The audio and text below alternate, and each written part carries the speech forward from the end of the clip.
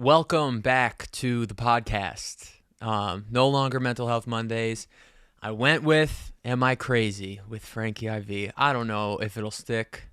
It doesn't really matter that much right now because my main goal with shooting the podcast is really taking clips from it for stuff to post on social media. If you ever watch this, you know that I can't help but mention it constantly during the podcast. But anyways, I guess Am I Crazy for now? The answer is yes. Spoiler alert.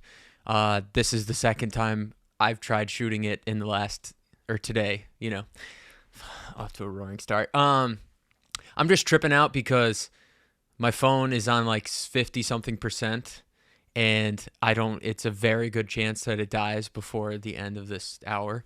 So we'll see. I don't know yet. We'll see, but welcome back to the podcast. I can't speak, shouldn't have one. I just wanted it to be a little less self-helpy. More, I don't know. I think I was like being myself in the other one, but I want to talk about other shit. I don't know. I just don't think I love the name. It doesn't really matter. I'm just going to keep talking. You see, I'm in my new apartment, which is right directly connected to my old apartment. There's a reason, I was going through some stuff over the last several months, which we'll get into a little bit. I don't want to be playing with my foot on camera. That's weird. I was going through some shit the last couple months and kind of just put my head down and specifically focused on just working on stuff, not posting it, which, the whole culture of everything today, you got to post stuff if you want people to see it. Understandably so. I guess that makes sense. But I don't know. I was just focusing on myself too. But we're back, and the year 2024 is off to an absolutely roaring start for me, which is great. I've been in the studio every day. For those of you who know, I obviously still have to have like a day job to support myself out here, but I haven't had to be going to the day job. Now I've just been working on music. I've been in the studio working on Grabs' new project every day so far in January, basically, and will be for the rest of the month, which is super amazing, awesome opportunity. So grateful to him for kind of like believing in me and taking me on to help with the project. And it's been an unbelievable experience so far, and I still have a couple weeks to go. So the next couple episodes, I'll definitely trickle in little updates on what we've been doing and stuff. As much as I'm allowed. I don't even know if I was really supposed to say that, but I guess it doesn't really matter. So that's been great. Like I said, I moved in a new apartment, 1 bedroom. The entire apartment is my studio. As you see, it's a new setup from what you're used to seeing. It's fine. The only thing to me is like a 1-bedroom apartment in LA is the biggest scam going. I pay more than half of what my old rent was, and my old apartment had 3 bedrooms, and now I have 1 bedroom, and that's 1 is less than half of 3, but I'm paying more than half of the rent that I paid for a nicer 3-bedroom apartment in the literal exact geographical location as the 3-bedroom. It doesn't make sense, and it's not as nice. Not to talk too much shit about my own apartment, it's fine, and like it's just me, so it's okay, but like it's bullshit. It's not fair. Remember that guy, the rent is too damn high guy? That was the thing. Oh, also, I just got new neighbors. So if you hear noises, it could be them. This is the first day they're there. And I just realized how self-conscious I feel shooting I met him like a couple minutes ago. And it was fine. It's actually an ideal situation. He's younger and also makes music. So like noise is understandable both ways, which is cool, but my blinds to the left of me aren't closed, and like he could definitely walk by and see me talking to myself. It doesn't matter. I mean, I'm posting on social media, but to catch someone in the actual act of recording themselves is very weird. So there's that. Off to a roaring start. Yeah, again, I appreciate everyone coming up with names. It also just goes to show how little my friends can be serious, or like my friends have been so supportive the entire time of me like pursuing my dreams and stuff. So I don't mean this badly at all, but almost all of them, all of my close friends who offered a suggestion of a name, uh, one was Chode Tongue. You know, they weren't the most serious of recommendations, but everyone else gave really good ones. Shout out to Josh. He gave me, frankly, something, something. And at first, everyone was on Am I Crazy, which was my original idea, because I do want to still talk about mental health, which I'll get into in a second. But I don't want it to be, I just really wanted to change the name. I wasn't strictly talking about mental health on Mental Health Mondays either, but like I want to delve even deeper into like music stuff, nerdy stuff. I don't know, shit I enjoy, news, and not always come at it from like a mental health perspective. Because the thing about talking about mental health, and it's something that I still strive to do, is like, you know, helping people and ending the stigma, all those like ethos that I was like pouring into Mental Health Mondays. But I feel like you got to be, understandably so, like extra careful about the way you talk about certain subjects, because if you're trying to help people with their mental health, but then you're like triggering them in some way, that's not great. And also, to be quite honest, I don't want to think or care about that at all. I don't know. It's the first episode. I'm getting back, haven't podcasted in a while. Here we go. So yeah, I moved in a new apartment, which is cool. Been working in the studio with Grabbage, which has been great. But I will say that, like, obviously, if you know, like, I don't know. I won't go into details about it, but I moved into an apartment by myself. Pretty obvious. I went through a breakup.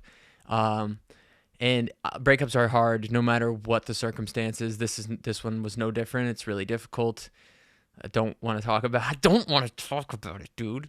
I don't want to talk about it that much because that's a weird subject to get into. But after that, being alone so much recently has been a really interesting experience, because I realized that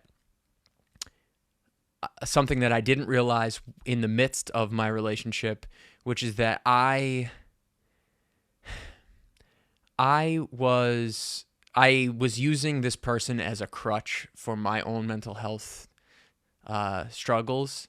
And it's nice to have someone to go to talk about things, something you feel comfortable enough with being like honest and transparent about your mental health. Of course, we all need that. You need as many of those people as you can get.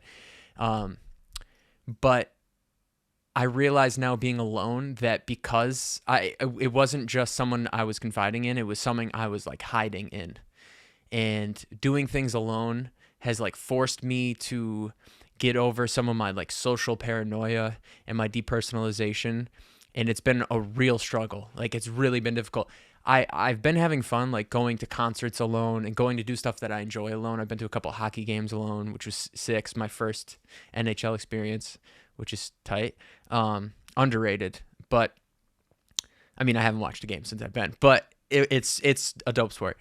But most of those things, if I'm being totally honest, like I was drinking at.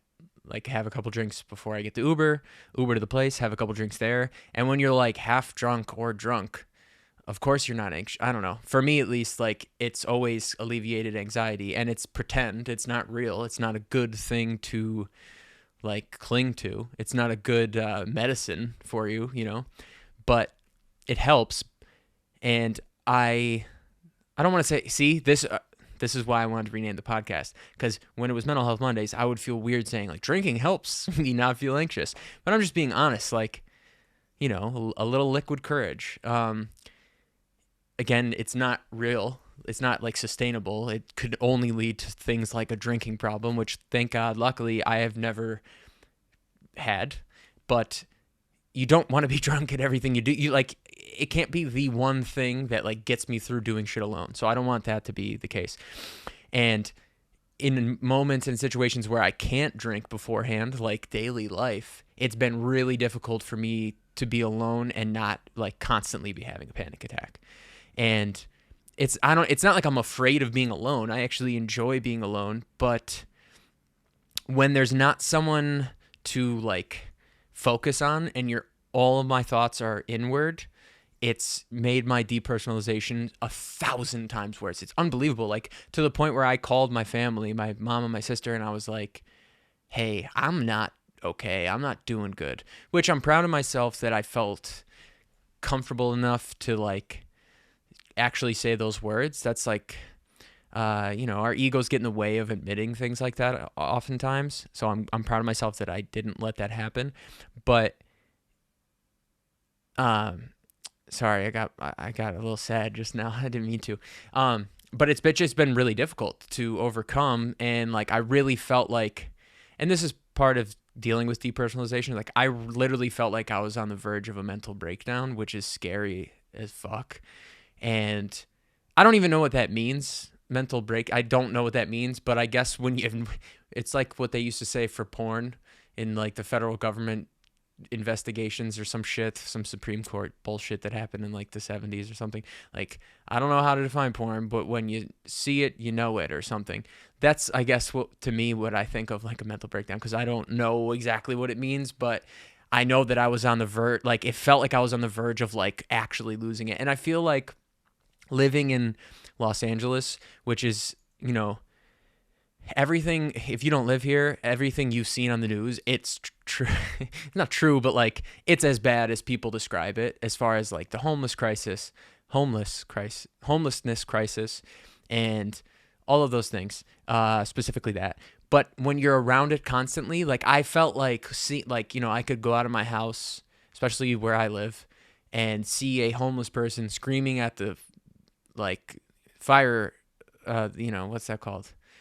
Fire hydrant, and be like, I am one step away from that. I really felt like that. And I don't know, I probably wasn't. And I've delved super, super deep into researching depersonalization, more so than ever before.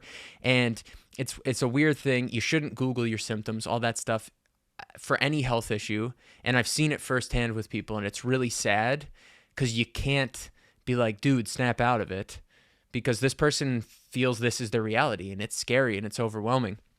But, when you Google your symptoms, they just become more and more real. So it's difficult when researching depersonalization because it just feels more and more and more real, kind of.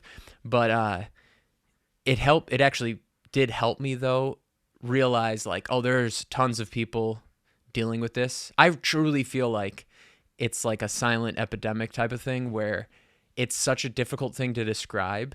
So people just think they're having panic attacks, or I don't know, other variations of that, but it's more specifically this thing of depersonalization.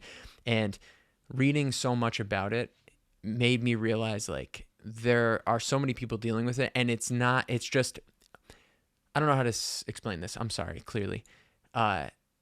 All the symptoms I read, seeing that they were symptoms like this, symptoms described by other people, seeing that there were things I experienced, made me realize I'm not crazy. It's just that's what this thing is.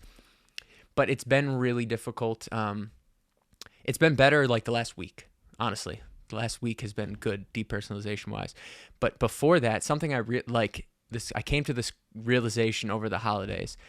I couldn't be closer with my family. I love my family so much. They're hectic. They're crazy. There's always some sort of drama. I'm sure that most families are like that. Sometimes it feels especially overwhelming for me. Even though these are the people I'm closest to in the world, sometimes it's kind of like, are we fucked up? Which we are, but I think everyone is. So, am I crazy? Finally said the fucking title in the context that I meant it. No, but, these are the people I'm closest to in the world. And so I'm like, oh, thank God. I had been dealing, like I said, with really vicious depersonalization and panic attacks, social anxiety leading up to the holidays in LA. So I'm like, oh, finally get to go home and I'll just feel safe and welcomed and like I belong there. And it didn't get any better. I had a panic attack and felt depersonalized literally every day that I was visiting my family, my favorite people in the world. And it just clicked in my head. And it's something I've thought of in the past, but your problems follow you everywhere. Obviously, unless it's a geographical problem that you're having, anything inside you just follows you wherever you go. Like the song in Sister Act, underrated movie, follow him wherever he may go. It follows you, And as much as I felt like, oh, here's my respite, like going home for the holidays, relax. What's more relaxing than just chilling. All we do, and I don't mean to complain if my family's watching, all we do is lay and watch movies on the couch. It's the best thing in the world. And still, heart beating a million miles an hour. Anytime we left the house, super depersonalized. I haven't been able to drive on the highway, which is a whole other discussion. And it just clicked in my head that I have to be the one that makes the change and goes to therapy and like does the things you have to do to change things you want to change, because there's no help coming if I don't do it. And was kind of a liberating feeling. As much as that seems kind of daunting or sounds daunting, it was kind of a liberating feeling of like, oh, I am in control of this if I want to be in control of this. And so I've been trying to take more of a hands-on approach and like take more control over it. It's a really tough line of balancing like just ignoring it and letting things go, and then also like grasping on to certain things and trying to change them, because especially with depersonalization,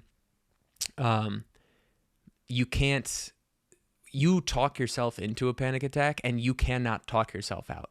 You can't change it with your mind. It's hard to describe. Like when you're having a panic attack, because it's all happening in your head, you'd think like, all right, if I just think this away, it'll go away. But that's couldn't be further from the truth. The more you think, the more you realize like, I can't push past this in my head. And you just fall deeper and deeper and deeper into that pit, unless you are doing some sort of breathing technique or some sort of exercise that you've been taught to get through a panic attack or to cope or deal with one. But man, when you get trapped in that loop in your head, it's this scary, scary thing. Like, I'll never escape this. I'll never escape this. I'll never escape this. Like I said, the last few days have been excellent, and I'm trying to that's just like what life is. You just fucking ride that wave a little further, a little further, a little further, and this too shall pass. Hard things will end, but also good things will end. So you know that, like, not that you're planning on having another panic attack. You know that it's possible that it may come, and you hope that you learn enough to get through it when it does come. And I'm in the process of learning, which is nice. Dude, therapy is expensive. I don't care what anyone says. It shouldn't stop you.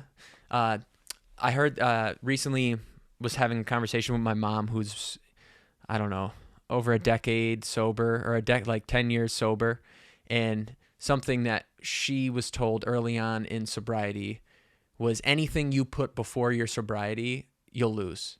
Meaning you have to put your sobriety first. Otherwise, and I have to take care of my kids. I can't focus on it too much, or I have to go to work. If you put your sobriety last, you're going to lose all that stuff anyway. So you might as well put your sobriety first. Get sober, get mentally, get a strong base in your mental shit. I don't know. You get what I'm saying.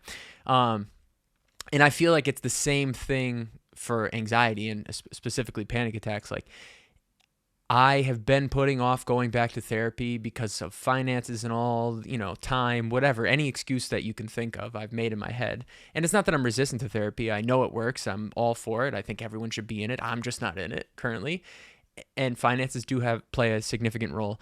But, do I have to be subscribed to 10 different streaming platforms? No. I use 2 of them. All those things. Like, if you want something, you can find a way to make it happen. And I want to be mentally okay and feel better, so I could make it happen. It's just I don't know. There's something. It is finances. It's just expensive, man. It's a shame that it's so expensive, but it is. I suppose it's a supply and demand thing. Like, people don't want to be crazy, so they know they could charge $200. Literally, this is a real price. $200 an hour. It's crazy. But also, I think that, so I've really realized not doing the podcast, how much the podcast helped me every week. Just like get all my shit out of my head and then just go about my day.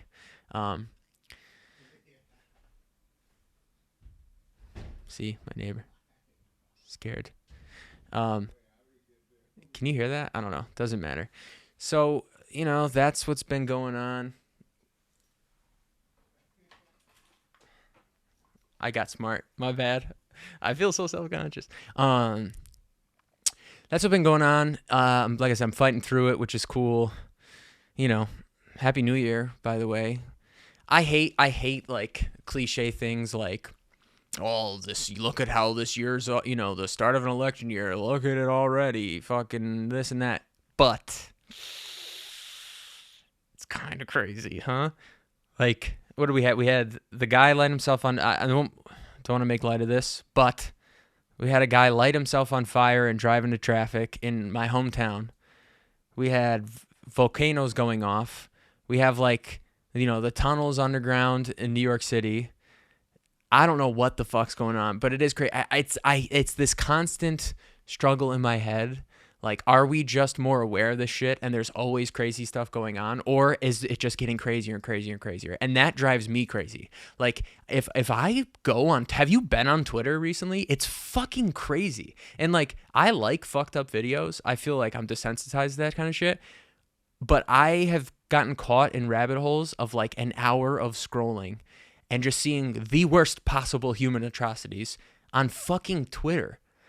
And it's really difficult for me. Like, I feel like once I scroll for too long, I literally feel my brain cracking. Like, oh my God, the world is so scary and fucked up. Like, I could see how people, this is what I'm trying to get at. I could see how people fall into like psychopath fucking conspiracy theorist shit. Cause I'm not there, by the way. No worries. Any eligible humans out there, I'm not crazy. Well, I am crazy. I'm not a crazy conspiracy theorist though. But watching this shit, it's like, oh yeah, no, the world is fucked up. So there's that. Year's off to a roaring start. We covered that. All right, going through the mental checklist. See, it'll take some tweaking. When I was doing Mental Health Mondays, I finally had it so the laptop's in front of me so I could quickly look something up. I don't even know what's going on. I'm not in a chair. I'm on a piano bench and like my back is crooked. I'm sitting like this, hunched over. We'll see. It's all about just starting. That's what this episode is, just starting. There was something that happened recently that bothered me, and now I can't remember what it is. I need a notebook or something. I like to think that it like just flow of ideas is fun, but it's kind of difficult to do. I'm talking to myself again. Yeah, so I feel like I don't want to get sad and sappy, but I feel like it's a nice feeling, even though like, all right, in life, there are times when you make decisions that are really, really difficult and they're really scary and they make you question every decision you've made before that. But when you finally make that decision, no matter how hard it is for you or other people, and things just fall into place. Have you ever had this where like, you're scared of changing one specific thing? Because you know that it's going to be difficult and this change is going to lead to you having to change a million other things. So you kind of get stuck in this loop that you hate, but you're scared to change it or resistant to change it. But then you finally change it. Why did I just do the Obama hand? Then you finally change it and things just all start to align perfectly. And it's like fucking mind blowing, at least for me. Like that happened. I won't say what the decision was. You can take a guess. You're right. And it was really hard. It was really scary. It was really sad. It was all the fucking emotions and all that shit. And then like literally a week later, the biggest thing that's happened to me in years happened. And then another week, another thing, another thing, another thing, another thing, another thing. And as I slowly like rebuilt the piece, it was a decision that destroyed the foundation of so many things. So as I slowly rebuilt the foundation to a cool base level where I'm straight, everything just started piling on, all like in a positive way. And it was just it was like a weird way of God or the world or whatever you believe in showing me like, good job. See, told you should have done that. Should have done that earlier. Timing is everything, and timing is always exactly what it's supposed to be. I really, truly believe that. I don't know if I truly always believe that. It's what I default to because I think it's the easiest way of accepting like things that happen in life is just like, Everything happens for a reason, and you're exactly where you're supposed to be. I've said all of these things on the podcast 100 times, and I do believe them, though sometimes it's difficult. But these are like reminders that it's true. Or no, like when things like this happen, it's tough to like completely accept that because you're like, oh, I should have done this a while ago, you know? Even though I clearly was not able to. And there's one reality, regardless of what many people say. Or maybe there's multiple, but like you're only living in one of them. This is the am I crazy part of things. I'm talking about dimensions, dude. What one? Whoa. That's not great. 25 minutes. I thought we were like, all right, so thanks for coming back to the first episode of fucking shitty kumquat.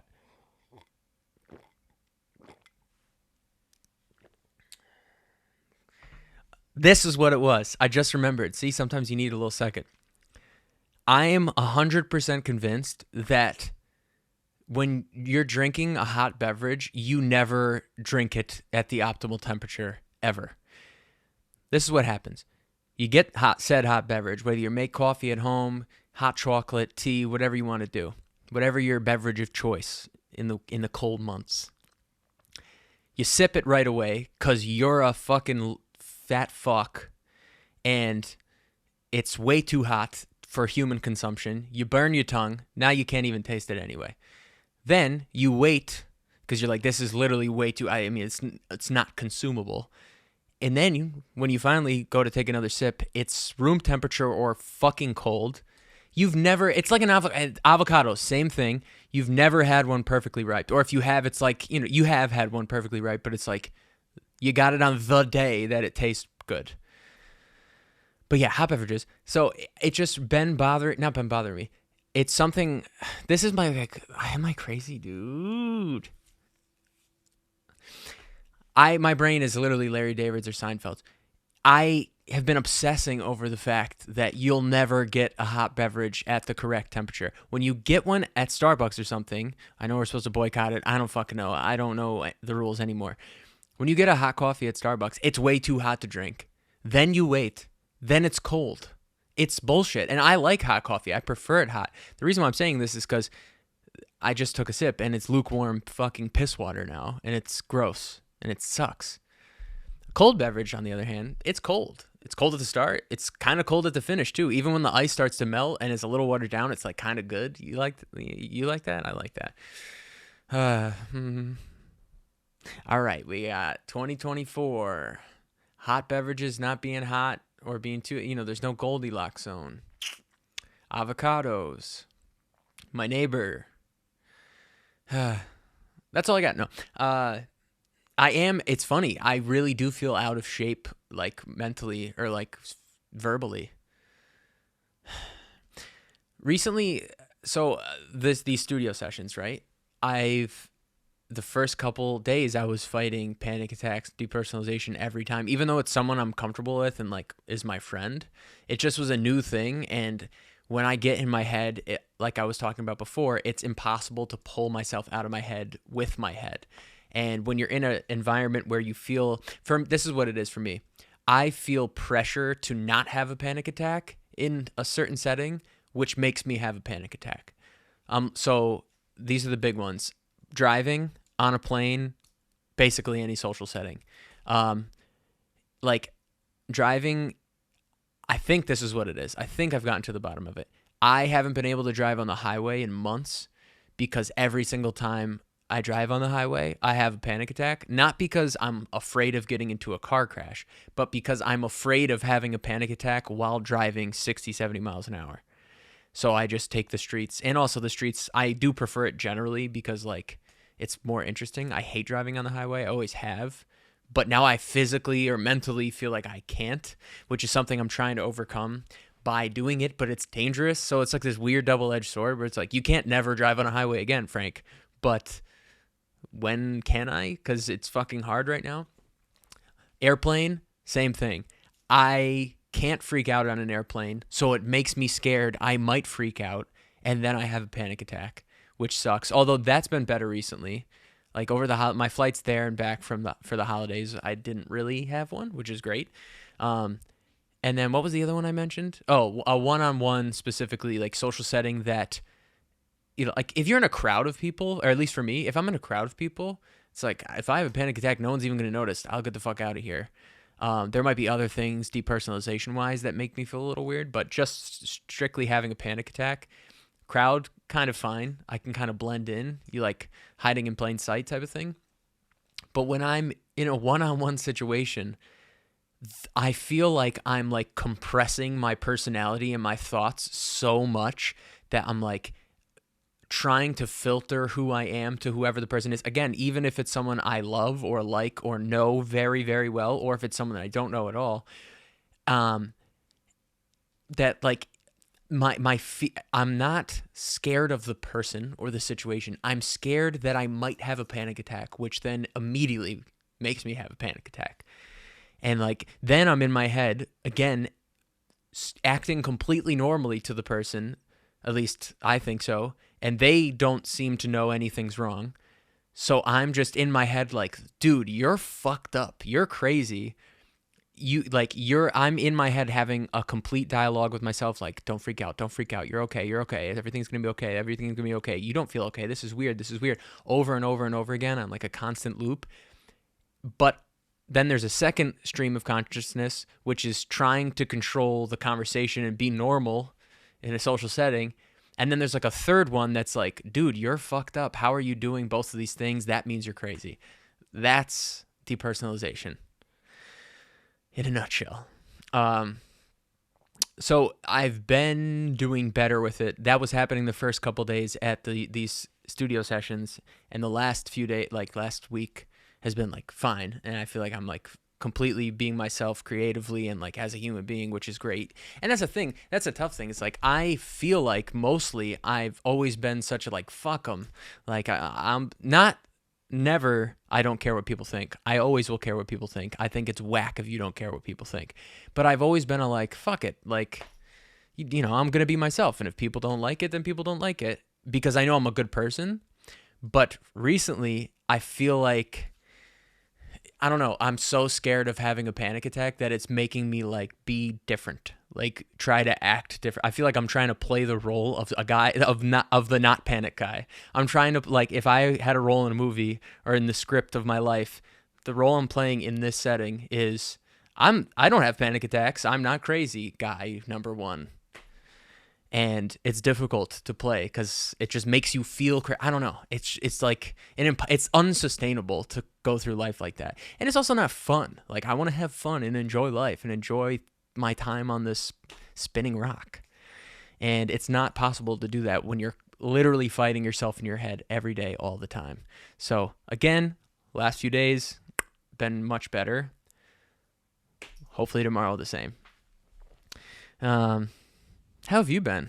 I wish anyone was here talking to me. That's one thing I noticed living alone is I talk to myself way more than when I lived with someone. That's for sure. Like not like weird. Oh, well, sometimes it's kind of weird. But more like if I'm working on music by myself, like I'll say out loud what I'm thinking. Cause like, I don't know, it's a little quiet in here. Someone's gonna talk. I wonder if I could last on a vow of silence. I'm sure some people wish I would take one. Like, I like to think that generally I don't quit much. Like for example, I should, you know, many people, not to like toot my own horn, which is a lame expression, but not to toot my own horn. Like I'm sure most people would have quit pursuing their dreams by now if they've gone through some of the things I've gone through on the way. And I'm proud of myself that I haven't.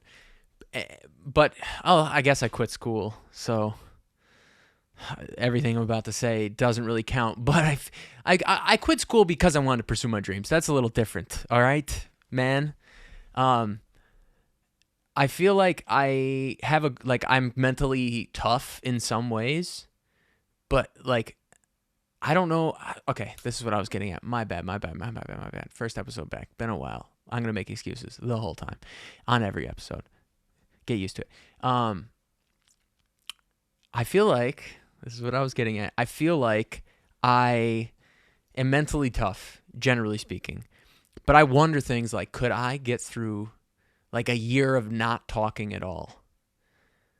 Because I'm in my head constantly anyway, having conversation with myself. I guess it would depend on the setting. Like, I guess it would be like I take a break from life for a year and, like, like join a monastery or something. Like, I couldn't go through my actual day-to-day normal life without speaking. That would be very difficult. Or although obviously there are people who don't speak at all and don't have the ability, and they're fine. So I guess maybe that would be fine. But I guess I'm just saying, like, I wonder if I could just shut the fuck up for a year. You know? I guess I did that on social media. Like, I literally didn't, and this is the fucked up thing, like, I literally didn't post on any social media platform for several months, and it was that sliver of my life was way better. And it doesn't mean I didn't scroll too much on it, because I did, and I do, and I'm trying my best not to.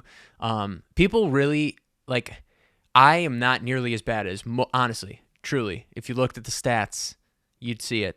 I'm not as bad as most people with their phones, but people have a real hard time admitting that they're addicted to my phone. Like, I'm not as bad as most people, and I'm still addicted to my phone, 100%. Like I said about the doom scrolling on Twitter, like in bed for like too long, watching terrible things. I am addicted. But when I wasn't posting for like a few months, it was that part of my life was 100,000 times better. And now I'm back to like trying to create content and do all the stuff I'm supposed to do. And it sucks. I hate it. I really, truly do hate it. I wonder if me saying I hate it will like pushes you out of the algorithm. Obviously, this is going to get one view anyway, but I wonder if it does.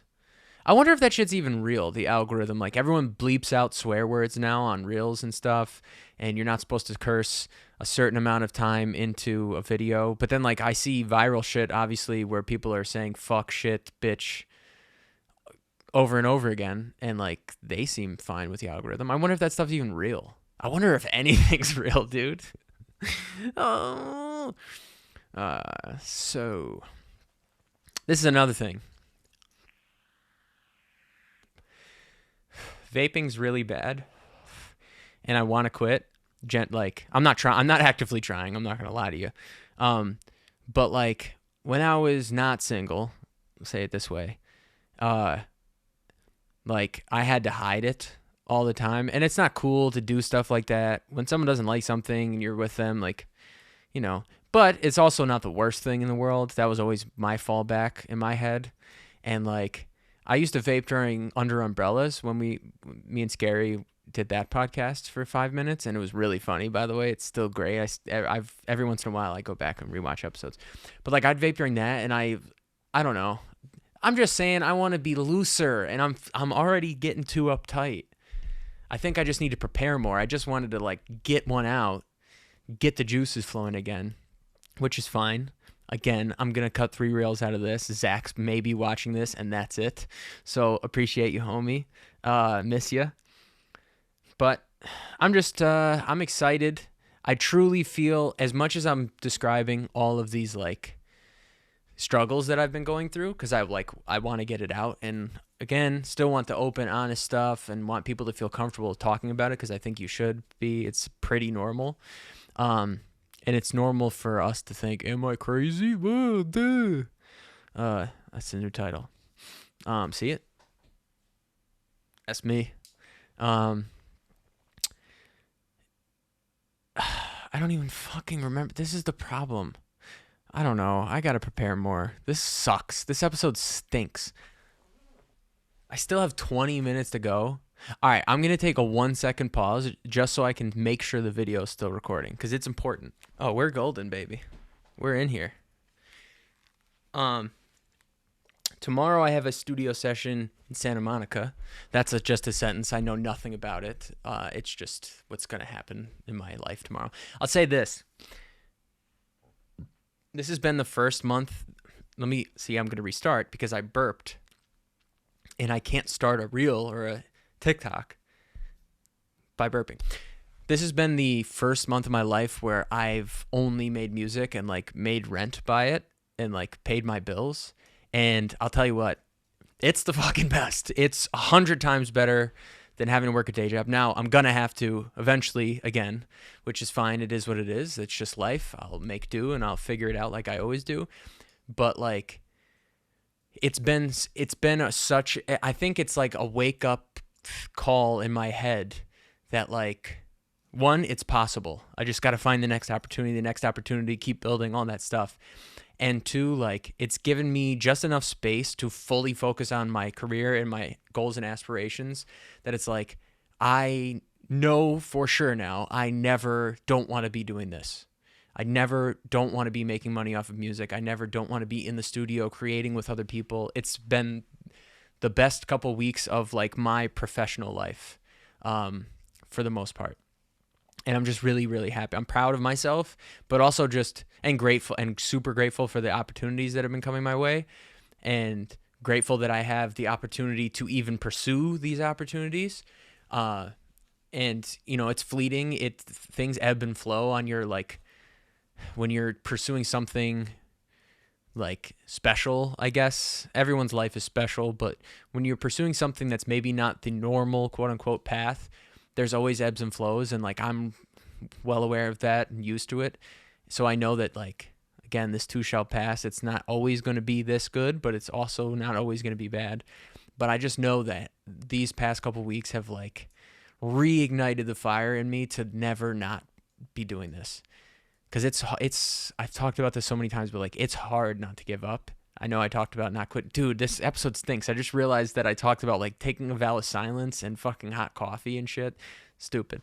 But it is hard not to quit, and I'm glad I haven't. And it was nice. It's nice being around like people who I respect creatively, who are so, like, you shouldn't run your life off of this, but like, who are so over the top complimentary of my talent, or of like, yeah, my talent and skill. And they're like, never stop. Don't stop. Not that I was thinking about it. I wasn't, but like, I won't let you stop. You can't, because you're meant to do this. And it's just a nice feeling. It's a nice feeling. I wrote a song with my niece, and I have to still like actually record it, but I do have a video of us playing it around Christmas, and it's really such a beautiful song. Maybe I'll post the lyrics in the description or something.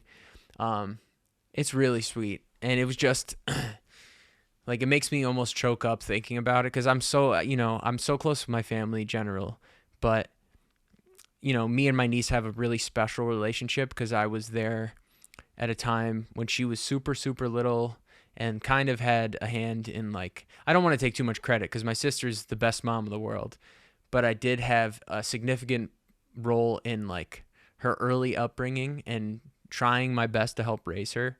If anyone who knows me knows that, because I never shut up about her. But she's now 13, and we wrote a song together that's like a real song. And it wasn't like, hey, I'm going to write this song and you can be in the room while I do it. It was like a genuine, like I said, I've been in the studio for weeks now with a world-renowned, world-class musician, artist, producer, everything. And the way we've been writing music is the exact same way I wrote a song with my 13-year-old niece. Like, she's that incredible, that special, that smart, that creative. And I'm 100% going to finish the song, and it will be a Frankie IV song. Like, that's how good it is. And I don't really have anything else to say about that. It amazed me watching her create in her little mind, and it wasn't like rudimentary shit. It was like adult, the heft of the world in every word she's saying to me shit. And it was amazing. And I really think the song's really nice, really pretty, and I'm going to make it. And she will get 50% of everything that comes off. Or maybe I'll give her 100%, because I realized I felt greedy saying 50%. Like, she's 13, and I'm like, she'll get 50%. She'll get her split. Like, I'll just give her all of it, So that was fun. Holidays are cool. They are stressful, though. It's stress. Good stress, bad stress. It's all stress. It is tough. There was so much shit that happened over the holidays with my family that it was like, Jesus, dude, can we just fucking chill And the answer is no. It's never that easy with my family, and it's never that easy with family ever anyway, ever. And that's fine. That's just part of life. And again, the more you realize that, the better. And it's something that I've been realizing more and more recently. Talking with different people about their family dynamic, because sometimes I do get caught up on, I'm like, oh, what if my family's really fucked up? And again, we are, but I don't think we're really any more fucked up than other families, just in different ways. But it's something that, like, if and when I talk to a therapist, I think I do need to talk about. Like, I love my family more than anything, but sometimes it's, I don't know. It's not like, definitely not this word. I'm just trying to talk through it. It's not like I'm embarrassed by them at all. I think they're the coolest people ever. They made me who I am, and I feel like I'm kind of cool sometimes. But there's something to it being like, I don't know, comparison of to like other families where it's like some of the things we're dealing with, this family definitely doesn't deal with. And it's like, why are we doing this, guys? Can we not do this? And it's been that way for a long time. I feel like something I continue to realize more and more as I get older is like, you shouldn't use it as an excuse, but things that happen in your childhood literally mold the human being you start to become. And every once in a while, something will happen in your adult life and you'll click and realize, oh, the reason why I reacted this way in this situation is 100% because of these 30 situations in my childhood. And it's something that I've realized that, like, I was always the baby of the family. So seeing any sort of conflict or resolution in the older members of the family, I just was silent and in the corner and tried to avoid it at all costs. And that absolutely has carried into my adult life. Like anytime there's a charged moment between me and someone I care about, I try my best to just avoid it completely. And it's not a healthy way of getting through life or getting through your issues. But I'm thankful that I at least now have been able to recognize where it came from and that it's something that I actively want to change, like in the future, is just being like more assertive with people I care about. When it doesn't even have to be like a super serious conflict, but like when there might be something I disagree with, I am for most of my relationships, I will just not say anything because I don't want the other, like I care and love about the person so much that I don't want to like rub them the wrong way or ruffle any feathers or have them dislike me in any way ever. I'm such a people pleaser, and it's only gotten me into trouble. And then I realized that rather than speaking up on something the moment you feel it and experience it in whatever relationship, the more you let it bubble and bubble and bubble, and you think you're doing right by the person by being a people pleaser and not wanting to upset them. But then when it finally comes time and you have to get it out, the person's like, what the fuck? Why didn't you tell me then?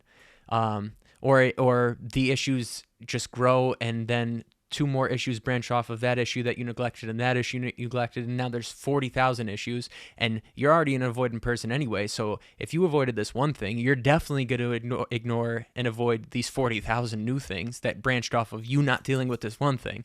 And it just makes you feel nuts in your head. Like, fuck, I should have said something then, but I was too scared or too timid or didn't want to upset the person that I love and care about.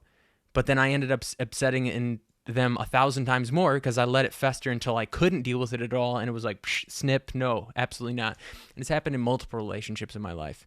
And it's something that I don't want to happen anymore. And just generally in like conversation and professional relationships, I feel like I often take the back seat because, again, I don't want to like squander the opportunity, or I don't know. I guess the more I talk about it, the more I realize like I am a little bit resistant in showing my complete full personality in a lot of situations. And it's something that I'm trying to change 100%, because like I know that the most unique thing about anyone is their personality. Not every personality works with every personality. That's okay. But the only way you get to at least that point is by both people being themselves. If both people are faking it, you build a relationship, whether it be professional, personal, whatever, on like, a house of cards, so to speak. And eventually, one of their real personalities will come out, which will force the other real personality to come out, and the entire thing crumbles underneath you. So you just got to be yourself and ride with the results. Just let it be what it's going to be. It's something I'm trying to do more of, but it's not easy, you know? And again, it comes from, at least I think, it comes from like a good place. It's not like, Jesus, dude, did you hear that? I hope that caught on the mic, because I'm 100% going to make a reel out of that.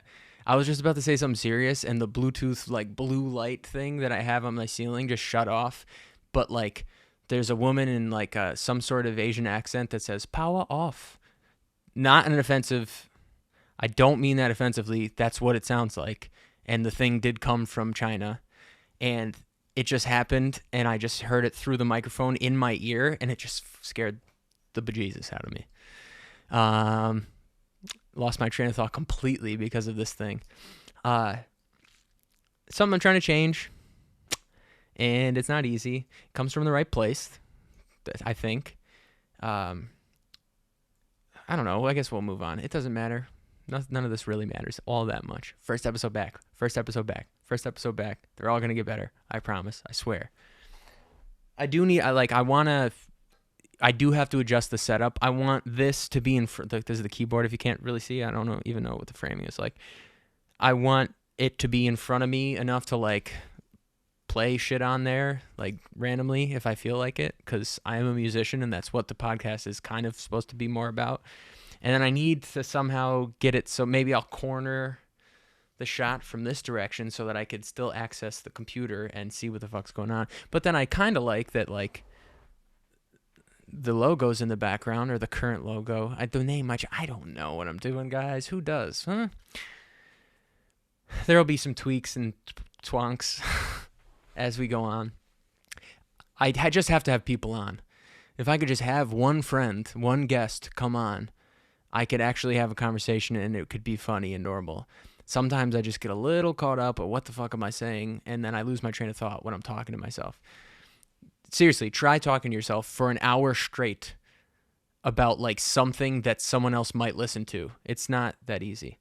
I mean, it's not laying cable, but I forgot how difficult it was taking so many months off. But it's fun. I enjoy doing it. And that's part of the reason why I'm doing it for no one right now, because like I like it. It's fun. The editing part sucks. And like every podcast you see, it's now like a TV show, and all these people, most people have, teams of people behind them, like editing it perfectly, never having to fuck with anything themselves. I have to do it all myself still, obviously. So like that part sucks, but I do enjoy doing it. And the clips tend to do better than anything else I post on social media, so here we are again. Am I crazy with Frankie IV? I don't know. If you're watching this and you watch to this point, it means you really like me for some reason. Say in the comments what name you chose or would have voted for on my Instagram story. Am I crazy with Frankie IV? Or like, to be frank, something. Frankly, something. I just felt that was that's a good name. Like something like that would be a good name, like branding wise, for like my artist name and stuff, which again is the goal of this. Like it's the point of doing this podcast. But I am just resistant to things sometimes that I feel are a little forced or like a little corny. And I just felt it was a little corny. But the thing is, way more people voted for that option the second time I posted the poll. So maybe I just don't know anything. But if you're still listening to this, please suggest another name again, just so I know. I'm just so uncertain of myself and all things and all that stuff. But yeah, I feel great about life generally. This is the 57th time I've said generally, but it's the only word that describes things in general. I do feel really good about life and the trajectory of like that I'm on right now, which is not always the case. So I'm trying to embrace that and like truly feel the gratitude. Cause I struggle with it sometimes where like there are things that I know I am grateful for, but I feel like partially because of my depersonalization and like detachment, I don't feel it in my soul enough sometimes all the things I have to be grateful for, even though I can consciously address them and be like, I'm grateful for my family. I'm grateful that I have a roof over my head. I'm grateful I'm not in a part of the world that's like really fucking struggling right now. And I know that my problems are nothing compared to the problems of so many millions of people, but sometimes the gratitude like isn't strong enough and doesn't take hold on how I go through my daily life and like my thought process on all the things that I deal with in a given day. So I'm really trying to like latch on to gratitude, and as fucking cheesy as that sounds, it is important. It does adjust your entire perspective on everything, and I'm trying my best to like believe myself. Sometimes you say things and you know they're the right things to say and you kind of feel them, but you don't believe it. And I'm trying to believe that I am grateful for everything I have in my life right now, because I'm super grateful for everything I have in my life right now. I guess I just did it. I feel grateful. Woo! I fucking hate myself. I keep looking around. It's 56 minutes minus like a minute in the beginning of me just going ba ba check ta pe po pa pe. That's how you check the microphone. Thank you again for listening. I am gonna be doing it every week again, and just fucking it'll keep getting better. I have to adjust the setup. I clearly know that now. My back is crushed right now by hunching over, but sitting up straight with no back on the chair is kind of difficult too. So I just got to adjust it, and also not shoot it at night. I feel weird that it's at night. I like doing it in the morning. Probably go back to the old format of shooting it on a Sunday and posting it on a Monday as a little ode to Mental Health Mondays. And then, I don't know, I guess I'll post the clips on other days. I don't know the rules to any of this shit, and I hate having to try to pretend that I want to know them. So we'll see exactly what happens. But thank you for tuning in if you tuned in to the first episode of Am I Crazy with Frankie IV. I hope to see you next week. Oh, I didn't think of a cool catchphrase for this one. I do miss, or did like, I got this, you got this, and if not, we got this together. That thing I said every episode. Maybe I could keep saying that, but I guess maybe I could end it with like, I am crazy, but we're all crazy. Kidding. That's not gonna be the ending. But this is. Thank you again. See you next time.